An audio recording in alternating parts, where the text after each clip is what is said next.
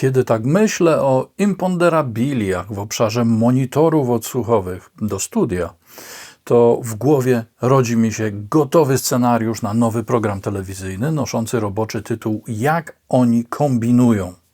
Większość osób uważa, że muszą to być owe monitory, jakieś wyczesane konstrukcje akustyczne oparte na wiedzy 3 doktorów i profesora, DSP, które kontroluje głośniki, dźwięk i same siebie, a także sąsiada zza ściany, kable z Marsa i wzmacniacze z Księżyca.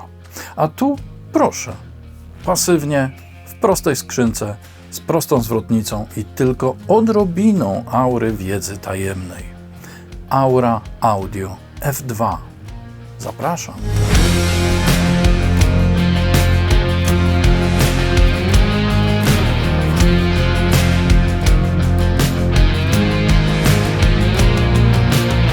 Tomasz Wróblewski, 0db.pl. Raz w tygodniu, a zwykle częściej, na ogół we wtorki i piątki, znajdziesz tu nowe testy, prezentacje, felietony, rozmowy, dekonstrukcje i wszystko inne związane z szeroko rozumianą produkcją muzyczną i muzyką.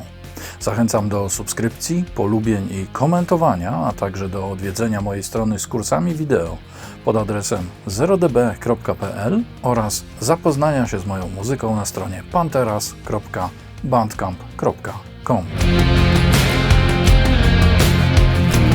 Ta sympatyczna firma z południowo-zachodniej Finlandii robi już w tej branży dobrze ponad 25 lat, penetrując różne jej obszary i co róż wymyślając bardzo ciekawe rzeczy, jak pasywna realizacja konfiguracji Endfire czy zespolone falowody przetworników średnio-wysokotonowych.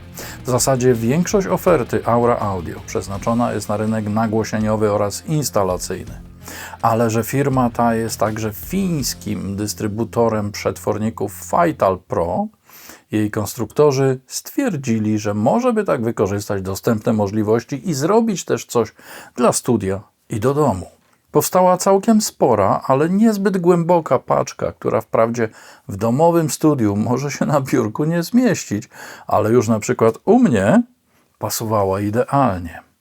Na płycie czołowej widzimy aż 6 przetworników i 2 tunele Bass Reflex, ale ku zaskoczeniu niektórych nie zobaczymy tu żadnego przetwornika, który wygląda jak wysokotonowy. Nie wiem, jakiś transformator Heila, kopułka, cokolwiek, do czego jesteśmy przyzwyczajeni. Mamy natomiast 2 szóstki grające w zakresie niskich tonów do około 250 Hz i 4 szerokopasmowe trójki w 2 lustrzanie skonfigurowanych parach. I to one mają obsłużyć całą resztę od 250 Hz w górę, gdzieś do 18 kHz. Wygląda to wystarczająco dziwacznie, by się temu przyjrzeć? A i owszem. Te 4 niepozorne trójeczki, jakby żywcem wyjęte z małego radyjka, to coś, z czym już się kiedyś spotkałem i długo nie mogłem się po tym otrząsnąć z wrażenia. Nie mogę zdradzić szczegółów, ale w liczbie 4 sztuk, podobnie jak tutaj, obsługiwały one cały środek i górę w zestawie z odgrodą open baffle, jak mówią audiofile. Zakochałem się w tych głośnikach, które oficjalnie są przetwornikami LF, ale śmigają do 20 kHz. To jest nic innego jak Vital Pro 3 FE26, w zasadzie przeznaczony do instalacji oraz kompaktowych systemów liniowych ukierunkowanych na ekstremalną czytelność mowy. Wielu specjalistów ma mu za złe mało studyjne zachowanie się w paśmie powyżej 5 kg i dość przeciętną efektywność poza osią, co zresztą doskonale widać na charakterystyce publikowanej przez producenta. Ale jak często powtarzam w przypadku pomiarów, charakterystyka jest bardzo nieprecyzyjną reprezentacją charakteru brzmieniowego. To zmierzone poziomy ciśnienia dźwięku w jednym konkretnym punkcie, bardzo istotne pod kątem analizy, ale już mniej, gdy mówimy o wrażeniach sonicznych. Tutaj zdecydowanie bardziej istotny jest inny element, który świetnie widać w moim pomiarze. Trzecia harmoniczna ma w bardzo szerokim zakresie częstotliwości mniejszy poziom niż druga i obie plasują się wyjątkowo nisko. Ten głośnik może i gra trochę nierównomiernie, ale za to praktycznie nic nie dodaje od siebie. Ergo, według tego, co tu widzę, nie pogra może za wysoko i przesadnie liniowo, ale sama reprodukcja będzie neutralna i spokojna. Tutaj zastosowano 4 takie przetworniki umieszczone w nieprzypadkowych odległościach, w nieprzypadkowych i ukształtowanych na podobieństwo łuku falowodach i w całkowicie odizolowanej od reszty obudowie. To jest dokładnie to, co Aura Audio sprzedaje jako F1 pod kątem współpracy z subwooferem F-Sub na 12 i z możliwością zejścia do 22 Hz. F2 to takie połączenie F1 i czegoś na podobieństwo F-Sub, ale na 2 szóstkach i z nieco inną konfiguracją bass refleksu. I teraz trzymajcie się mocno. Ten zestaw zejdzie Wam do 30 Hz bez żadnej ściemy. Oba 6-calowe woofery pracują w bardzo zmyślnej obudowie, która choć płytka i z przerażająco okrągłymi, krótkimi rurkami bass reflex zamiata niesamowicie efektownie. To po części zasługa głośników, które mają sztywne, wręcz zbliżone do tłokowych membrany, bardzo duże wychylenie i profilowany otwór chłodząco wyrównujący w potężnym magnesie. Grając basem, zestaw tak dmucha i zasysa, że z bliska można suszyć włosy. Jako się rzekło, monitor jest pasywny i ma w środku płytką 6-decybelową zwrotnicę RLC. Absolutny i klasyczny minimalizm. 2 drogi i bardzo nisko ustawiona zwrotnica, by nie wchodzić z butami w harmoniczne podstawowych tonów muzycznych. Monitor ma tylko gniazdo Spicon, a o wzmacniacz musimy już zatroszczyć się sami. Ja używałem Aura Audio D2 bez żadnych dodatkowych filtrów czy zewnętrznego DSP, choć takie możliwości oczywiście są. Producent zwraca uwagę na wyrównaną fazę zestawów F2, co w sporej mierze jest faktem. W owej fazie głównie chodzi o to, aby podczas reprodukcji transientów, które w swej istocie są krótką, skumulowaną energią objawiającą się w wielu różnych częstotliwościach jednocześnie, wszystkie one zostały wyemitowane w tym samym czasie. Tutaj wiele zależy od fizyczności przetworników, obudowy oraz elementów elektronicznych pracujących w torze sygnałowym. Płytkie zwrotnice, takie jak tu, na ogół pozwalają osiągnąć bardziej zwartą reprodukcję fazową niż te bardziej rozbudowane. Tak po prawdzie, to wykorzystanie DSP z filtrami wszechprzepustowymi oddziałującymi na fazę pozwala uzyskać naprawdę znakomite wyniki w porównaniu z takimi naturszczykami jak F2. Ale w grę zaczyna tu wchodzić psychoakustyka. I to, co pod tym względem oferuje monitor Aura Audio, dla wielu słuchaczy może brzmieć bardziej naturalnie. No to gramy. Jak już powiedziałem, znam te Fightale Pro 3 FE26 i wiem, czego się po nich spodziewać. Środek mamy na twarzy, absurdalnie czysty, wiarygodny i namacalny. Głosy, instrumenty, pogłosy, detale ewentualnej korekcji i kompresji wręcz na talerzu. Żaden dwudrożny monitor z wykombinowaną, stromą zwrotnicą w paśmie od 1 do 2 kHz nie ma takiego środka. Bas okrąglutki, mięciutki, niziutki, głęboki i satysfakcjonujący. Nie atakuje brutalnie, jest raczej spokojny i trwa nieco dłużej niż w wyczynowych monitorach, ale za to żadnej wyraźnie zabłąkanej częstotliwości, która zapomniała wybrzmieć. Nie tyle analityczny, co po prostu ładny, świetnie wyczuwalny i zdecydowanie obecny.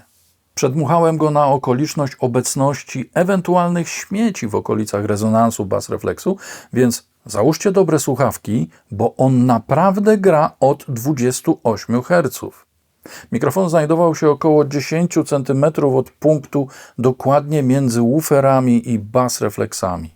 Jest trochę szumów z mikrofonu, a ja wniosłem tam kilka dźwięków, ale posłuchajcie.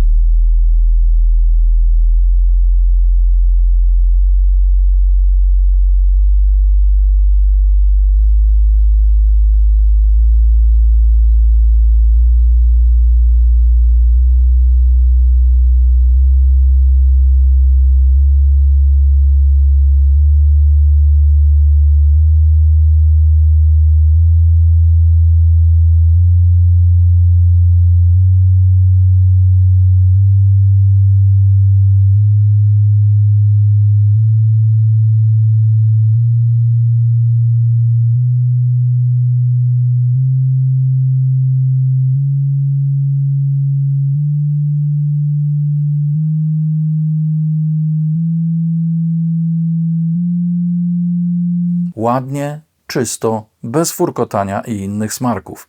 Rezonans zasadniczy wypada przy 36 Hz, co widać też na charakterystyce.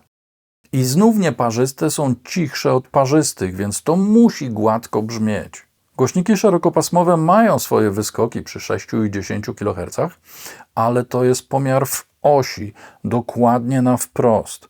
Przy odchyleniu o 10-15 stopni charakterystyka, głównie dzięki tym fajnym falowodom, ładnie się spłaszcza, ale już przy 30 stopniach leci w dół. To jest czułe miejsce tych głośników. Nie za bardzo można wyjść z tak zwanego sweet spotu. To nie jest tak, że głowę musimy trzymać w imadle. Obszar optymalnego odsłuchu jest relatywnie szeroki, ale gdy wstaniemy czy przechylimy o pół metra w bok, góra wyraźnie siada. Robi się matowo. Owszem, można to marketingowo tłumaczyć. Monitory świetnie się sprawdzają w małych pomieszczeniach, bo grają stosunkowo wąsko górą. Ale w małych wnętrzach to nie góra jest problemem, tylko bas, a ten jest w sporej mierze wszechkierunkowy. Niektórzy mogą powiedzieć, że F2 brzmią ciemnawo i przesadnie ciepło. Inni, w tym ja, powiedzą, że to bardzo dobrze, bo nie dostajemy brzytwą po uszach i możemy skupić się na treści muzycznej. Bo to bardzo muzyczne głośniki są, takie spokojne, wyważone, wręcz intymne brzmieniowo. Mają przepiękny środek i głęboki, atmosferyczny bas. Góra zależy, jak kto usiądzie i jak ma zrobioną akustykę i czego tak naprawdę oczekuje. Są trochę za duże i zbyt drogie, bym je sobie postawił u siebie tylko dlatego, że mi pasują gabarytem, wyglądem i brzmieniem. Choć przyznacie, że wygląda to apetycznie. Wymagają też zewnętrznego napędu, ale Aura Audio mają swoje bardzo dobre D2. Są również otwarte na modelowanie charakterystyki filtrami i DSP, ale to chyba nie po to kupujemy takie spokojne, zrównoważone, dobrze zaprojektowane monitory pasywne, by je potem chlastać pasmowo. W wielu zastosowaniach mogą się okazać zbyt mało uniwersalne, choć to też zależy od oczekiwań. Nie jestem w stanie zaprezentować jednoznacznego werdyktu typu tylko akustyka i rock, ale już techniawka i trap to już nie. Ludzie mają bardzo różne preferencje, różnie słyszą i podoba im się skrajnie różne brzmienie. Moim zdaniem motywem przewodnim F2 jest muzykalność, a wyczynowe osiągi, szerokość reprodukcji i płaskie charakterystyki już niekoniecznie. Są po prostu bardzo przyjazne do słuchania i dlatego mogą się wielu osobom spodobać. No i wyglądają zabójczo w kontekście wszystkich tych sztampowych, dwudrożnych aktywistów. Nie ma siły, by ktoś, kto wchodzi do naszego studia, nie powiedział: wow, jakie fajne głośniki. A po jakimś czasie też, ale fajnie grają, trzymając się 0 decybeli. PL